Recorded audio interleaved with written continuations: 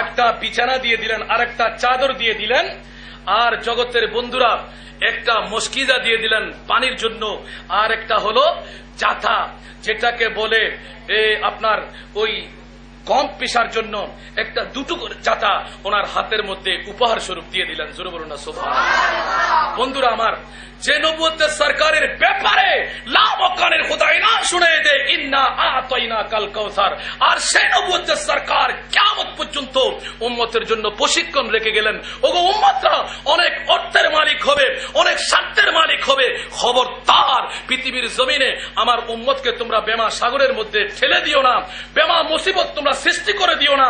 নারী জাতি সেটা আল্লাহর পক্ষ থেকে সৃষ্টি। জোরে বলুন না সুবহানাল্লাহ। আর জোরে বলুন না সুবহানাল্লাহ।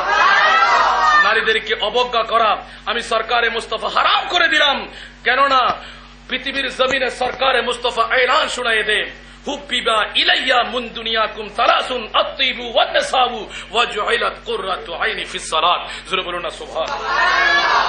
বন্ধুরা আমার, কথা বলতেই বলতেই অনেক দূরে হায়াতে জিন্দেগানির মধ্যে পৃথিবীর জমিনে খাতুনে জান্নাত, যার জন্য খেজুর গাছের ডালা বিশিষ্ট উপরের খাটের সানি ছিল। জোরে বলুন না সুবহানাল্লাহ। অনেক ইখতিলাফি রাওয়ায়াতের মধ্যে একটি বালিশ ছিল, শিমুল তুলা কোথায়, ওখানে খেজুর গাছের ছাল দিয়ে ভর্তি ছিল ওই বালিশের কভার। জোরে বলুন না সুবহানাল্লাহ। আর সেই বালিশের মধ্যে দোনো জাহানের বাদশার মেয়ে শয়ন করতেন। জোরে বলুন সুবহানাল্লাহ। আর আজকের এই যুগ আর সেই যুগ, নবুয়তের সরকারের সেই রসম আমরা ভুলে যাওয়ার কারণে পৃথিবীর জমিনের মধ্যে আজকে মুসলমানদের এই অধপতনতা, ঠিক কিনা? মুফতি আহমদ ইয়ার খান আইমি রহমতুল্লাহ আলাইহি তান তাফসীরের সূচনার মধ্যে ভূমিকার মধ্যে কতই না সুন্দর আইরান শুনায়ে দেয়। ওগো জগতের বন্ধুরা, মুসলিম সম্প্রদায়ের ত্রুটি আমি নির্ণয় করতে পেরেছি, বড় রোগাক্রান্ত মুসলিম সম্প্রদায়। ওগো মুফতি আহমদ ইয়ার খান আইমি একটু শোনাই দিন। আর সেটা হলো উম্মতে মুহাম্মদীর একমাত্র সেই গর্হিত কাজ, সেই রোগ আমি নির্ণয় করলাম। সেই রোগটা হলো আল্লাহর কোরআন এবং নবীর সুন্নাহ মুসলিমের নারী পুরুষটা ছেড়ে দেওয়ার কারণে মুসলমানদের আজকে এই অধপতনতা, ঠিক কিনা? তো এখনো আবার আমরা চাইলে ফিরে আনতে পারবো কিনা? আল্লাহর কোরআন এবং নবীর সুন্নাহকে আবার যদি আঁকড়িয়ে ধরি, পৃথিবীর জমিনে যদি আমরা রন্দে রন্দে বাস্তবায়ন করি, সেই মুসলমানদের ঐতিহ্য আবার ফিরে আসবে কিনা? কেননা লামকানের খোদা বলেন ইন্না দীনা ইনদাল্লাহিল ইসলাম। জোরে বলুন না সুবহানাল্লাহ।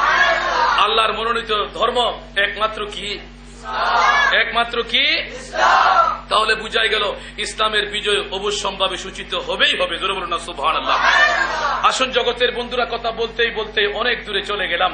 হযরতে সাইয়েদনা সিদ্দিক আকবর আর এই আয়াতে কারিমা যেটুকু তেলাওয়াত করলাম তার কথার দিকে এখন ইঙ্গিত বহক, যেহেতু হযরতে সাইয়েদনা সিদ্দিক আকবরের আজকে আমরা হল রুমের মধ্যে সিদ্দিক আকবরের ওয়াফাত দিবস উদযাপন করতে যাচ্ছি। জোরে বলুন না সুবহানাল্লাহ।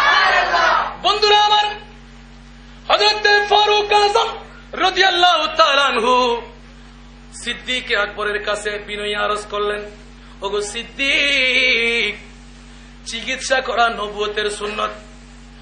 জগতের বন্ধু খলিফাতুল মুসলিমিন সিদ্দিক আকবরকে ইসলামের প্রধানমন্ত্রী হযরত ফারুক আযম এলান দিলেন, ওগো সিদ্দিক, মেহরবানি করে একটু অনুমতি দিন, কেননা মুসলিম জাহানের বাদশা হলেন নবুয়তের সরকারের পরে আপনি। জোরে বলুন সুবহানাল্লাহ।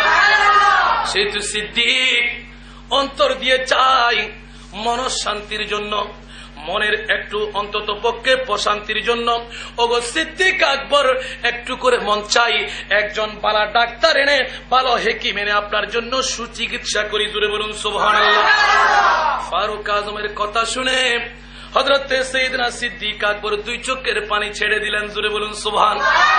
কেন আজকে এই হল রুমের নামকরণ সিদ্দিক আকবরের, আর এই মাসের মধ্যে আমরা হল রুম উদ্বোধন করতে যাচ্ছি আর সিদ্দিকের উরসে পাক উদযাপন করছি। জগতের বন্ধুরা, সেই সিদ্দিক সম্পর্কে কিছু হলেও তো জানা প্রয়োজন আছে না নাই? আর শানে মুস্তাফার মধ্যে সিদ্দিক কতটুকু নিজের ভাগ নিয়ে নিলেন, আর তার প্রমাণটুকু একটু রেখেই আমি সূরা কাউসারের উপর আলোকপাত করার চেষ্টা করব। আপনারা কি রাজি শুনতে? জগতের বন্ধুরা, হযরত সাইয়েদনা সিদ্দিক আকবর ফারুক আযম রাদিয়াল্লাহু তাআলা আনহুকে উচ্চ আওয়াজে এলান দিলেন, ওগো ফারুক, পৃথিবীর জমিনে কত ধরনের ডাক্তার আছে, সব ডাক্তারকে যদি আমার চিকিৎসার জন্য নিয়ে আসা হয়, নয় নয় নয়, পৃথিবীর জমিনে বৃহত্তম ঔষধ যেগুলো আছে এইগুলো যদি আমার জন্য ওষুধ তৈরি করে দেওয়া হয়, না না, ডাক্তার কেটে খাওয়াই দিল, আমি সিদ্দিক আকবর এই রোগ থেকে কখনো মুক্তি নিতে পারি না। ফারুক আজম বেহুশপনা হয়ে তাজ্জিব হয়ে চেয়ে রইলেন। ওগো সিদ্দিক, এটা কোন ধরনের কথা? এমন কোন রোগ আছে যার চিকিৎসা পৃথিবীর জমিনে নাই? জোরে বলুন সুবহানাল্লাহ। এখন সিদ্দিক আকবর বড় সুন্দরভাবে উত্তর দিতে লাগলেন। স্পষ্ট হাদিসে পাকের তরজমা কোন শায়ের দিচ্ছেন। ওগো জগতের বন্ধুরা, সিদ্দিক আকবর দুই চোখের পানি ছেড়ে এলান দিলেন, ওগো ফারুক, জেনে নাও, শুনে নাও, এই জগতের মধ্যে তথা এই জমিনের উপরে আমাদের মতন কোন মানুষ আমার চিকিৎসা করতে পারবে না। একমাত্র চিকিৎসককে আমি আপনাকে শোনাই দিই। জোরে বলুন না সুবহানাল্লাহ।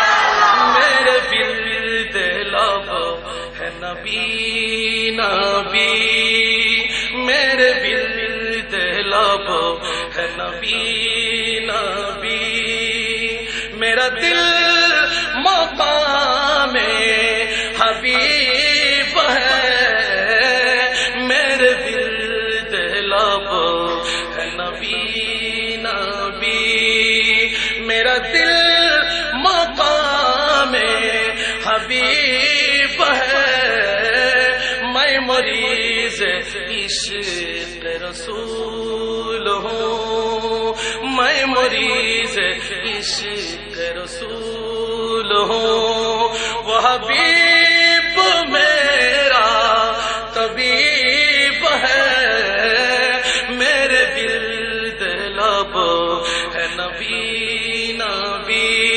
सलात दुनिया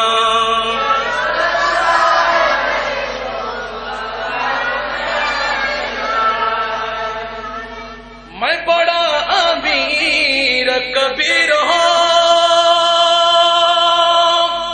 शाहे दूसरा का असीर हूँ, मैं बड़ा अमीर कबीर हूँ, शाहे दूसरा का असीर हूँ, दर मुस्तफा का फकीर हूँ, दर मुस्तफा का फकीर हूँ, मेरा रिफ़ातों में नसीब है, मेरे विर्द लब है नबी नबी।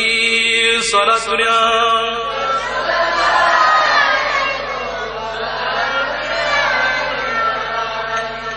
मेरा उस गली सहरा बेटा, मेरा उस गली सहरा बेटा, जहाँ सर झुकाते हैं अंबिया, जहाँ रहमतों का नुज़ूल है, जहाँ रहमतों का नुज़ूल है, वो जो अर्श हक़ से करीब है, जहाँ रहमतों का नुज़ूल है, वो जो अर्श हक़ से करीब है, मेरे विर्द लब है नबी नबी। सलात दुनिया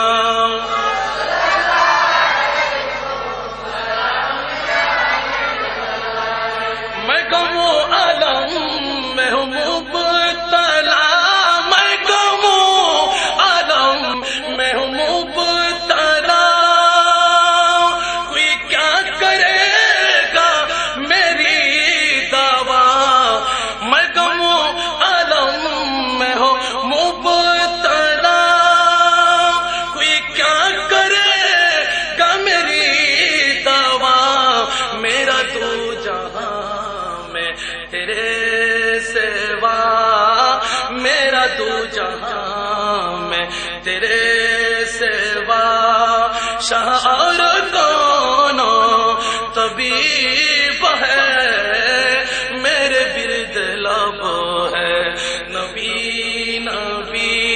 सलात दुनिया